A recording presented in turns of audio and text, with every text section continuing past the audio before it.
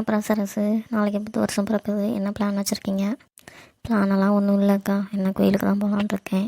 அதான் உங்கள்கிட்ட அதையும் கேட்கலான்ட்டு தான். மாலை என்ன பண்ணுறேன்னு தெரியல, பார்ப்போம்க்கா.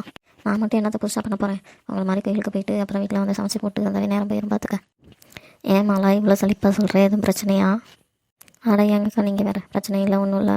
வேலைக்கு போனால் கூட ஆஃபீஸ் வேலையோட முடிஞ்சது. இந்த வீட்டில் இருந்தால் எல்லாம் வேலையும் சேர்ந்துக்கிட்டு சுத்தமாக ரெஸ்ட் இருக்க மாட்டேங்குதுக்கா. அதாங்க கொஞ்சம் சலிப்பாக இருக்குது.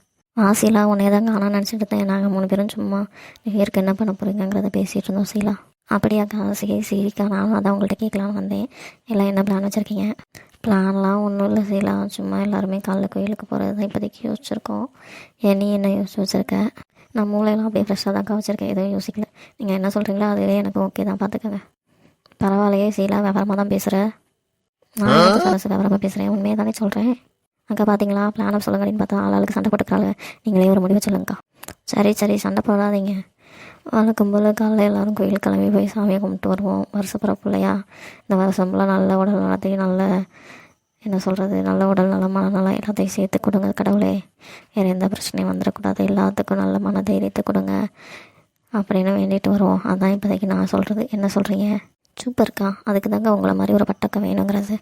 சரி, அப்படியே மக்களுக்கு ஒரு அறிவுரையை சொல்லிடுவோம். மக்கள் இந்த வருஷம் நல்ல முடிவு எடுத்து அந்த வருஷம் ஃபுல்லாக கடைபிடிங்க.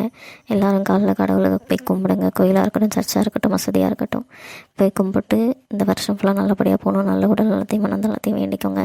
உங்கள் எல்லாத்துக்கும் இனிய புது வருட வாழ்த்துக்கள், புத்தாண்டு வாழ்த்துக்கள். Happy new year. ஆமாம் மக்களே, எல்லாருக்கும் ஹாப்பி நியூ இயர். நாங்கள் கோயிலுக்கு போகிறதா பிளான் பண்ணிட்டோம். நீங்களாம் என்ன பிளான் பண்ணியிருக்கேங்கிறத கமெண்ட்டில் சொல்லுங்கள். எல்லாருக்கும் இனிய புத்தாண்டு நாள் வாழ்த்துக்கள்.